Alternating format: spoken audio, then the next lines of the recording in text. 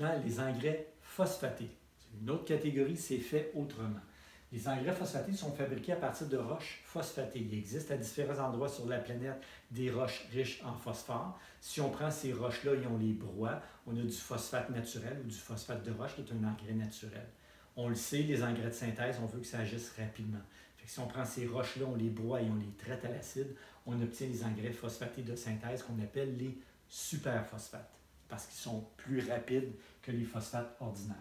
Les engrais phosphatés sont fabriqués à partir de roches phosphatées, comme je l'ai dit tantôt, et ils ont une action durable dans le sol parce qu'on l'a vu, le phosphore, c'est un élément qui ne bouge pas beaucoup, qui est lent. Donc, quand on applique un engrais simple phosphaté dans un sol, il est là pour plusieurs années.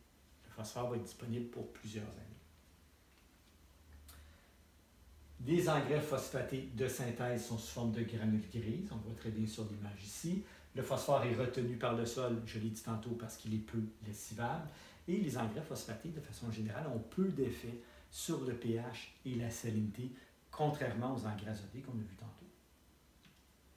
Principaux engrais phosphatés, il y en a 3. Le superphosphate, le superphosphate triple, qui est beaucoup plus concentré, donc plus fort que le superphosphate, et les phosphates d'ammoniac qu'on a vu tantôt, le MAP et le DAP, on les a vus dans les engrais azotés, parce que c'est des engrais doubles, contiennent phosphore et azote, font partie des deux catégories. Donc, superphosphate et superphosphate triple, c'est nos deux engrais phosphatés les plus populaires. Normalement, des engrais simples de synthèse, on ne trouve pas ça dans les centres de jardin. Pour le phosphore, c'est l'exception. Vous pouvez trouver du superphosphate dans votre centre de jardin préféré ou du superphosphate triple. Pourquoi c'est vendu comme ça pour monsieur, madame, tout le monde? C'est un substitut de la poudre d'os. Vous ne le savez peut-être pas, mais dans les années 80-90, la poudre d'os est un engrais très populaire. Avant l'apparition de la mycorhize, les gens utilisaient de la poudre d'os au moment de la plantation des végétaux. Aujourd'hui, on utilise plus la mycorhize, c'est plus efficace, ça a le plus d'avantages. Mais avant que la mycorhize arrive sur le marché, la poudre d'os était très populaire et les compagnies d'engrais de synthèse se faisaient voler un petit peu leur marché.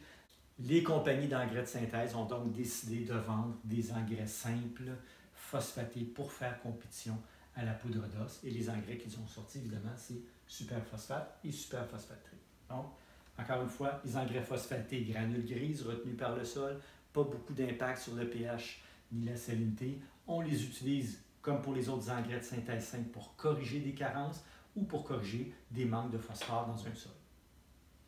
Alors voilà pour les engrais phosphatés. Le plus populaire des engrais phosphatés quand on travaille sur des grandes surfaces, c'est le superphosphate triple, le 0,46-0. Le superphosphate triple, qui est un engrais très concentré, et généralement les engrais qui sont les plus concentrés sont les moins chers à utiliser. Voilà pour les engrais phosphatés. Maintenant, les engrais potassiques, eux aussi, sont fabriqués à partir de roches. Les engrais potassiques, ça ressemble un petit peu à du gros sel. C'est de la roche qui est puisée en profondeur dans des mines. Un des endroits les plus riches au monde en potasse, c'est la Saskatchewan. Donc, on va tout simplement creuser des trous. On va aller chercher en profondeur la roche, on va la broyer, on met ça en sac et on vend ça un petit peu partout sur la planète. Donc, c'est fabriqué, c'est naturel à la base, c'est fabriqué à partir de roches potassiques. C'est des petites roches qui sont blanches, grises ou roses, et comme vous voyez sur la photo, ça ressemble à du gros sel. Le potassium, évidemment, est un élément positif, K+, c'est retenu par le sol, donc ça aussi, c'est des engrais qui ne sont pas très lessivables. Donc, dans les 3 engrais simples qu'on vient de voir, azoté, phosphaté et potassique, l'azote, l'engrais azoté est lessivable, alors que l'engrais phosphaté et potassique sont peu lessivables, sont bien retenus par le sol et sont durables dans le sol. Donc, les engrais potassiques, il y en a 4. Le chlorure de potassium, qu'on appelle aussi le muriate de potassium, vous allez avoir ça plus tard quand vous allez compléter vos notes de cours. Le sulpomag, sulfate de potassium et magnésium, on utilise le diminutif, sulpomag. Le sulfate de potassium et le nitrate de potassium qu'on a vu tantôt, nitrate de potassium qui contient de l'azote NO3- et du potassium qui est un engrais double. Mais les 3 autres sont des engrais simples. Donc, chlorure de potassium, sulpomag et sulfate de potassium. En passant, ces produits-là ne sont pas transformés normalement, les 3 premiers, donc on peut les utiliser en biologique. Malheureusement, le chlorure de potassium est rarement approuvé en biologique parce que le chlore, évidemment, ça va augmenter la salinité et la salinité, ce n'est pas très bon pour les micro-organismes. Donc, en biologique, on préfère travailler avec les deux suivants, sulfomag et sulfate de potassium. Posez peut-être la question, pourquoi on parle d'engrais naturels dans les engrais de synthèse? C'est une très bonne question. Ces engrais-là sont utilisés comme des engrais de synthèse parce qu'ils agissent comme des engrais de synthèse. Ils sont concentrés, ils sont rapides d'action, ils se diluent simplement avec l'eau, même s'il n'y a pas de vie microbienne, ils fonctionnent très bien. Donc, à la base, c'est des engrais qu'on pourrait considérer comme naturels, mais c'est des engrais qui sont utilisés comme des engrais de synthèse parce qu'ils se comportent comme des engrais de synthèse. Alors, le chlorure de potassium, ça ressemble à ça. Le sulfomag, ça dépend des sources. Il peut avoir cette teinte-là, mais on peut le voir aussi sous teinte plutôt blanche-grise. Le sulfate de potassium et le nitrate de potassium qu'on a vu tantôt. Alors, ça, c'est pour les engrais potassiques. Et encore une fois, les engrais potassiques simples, on va utiliser ça quand on a des carences en potassium dans une culture ou encore quand notre sol est trop pauvre en potassium et qu'on veut l'ajuster. Il existe des engrais simples, naturels. On va les voir en détail à la leçon 24, mais juste pour le moment, je vais vous en présenter 3 qui seraient des substituts aux engrais de synthèse qu'on vient de voir là.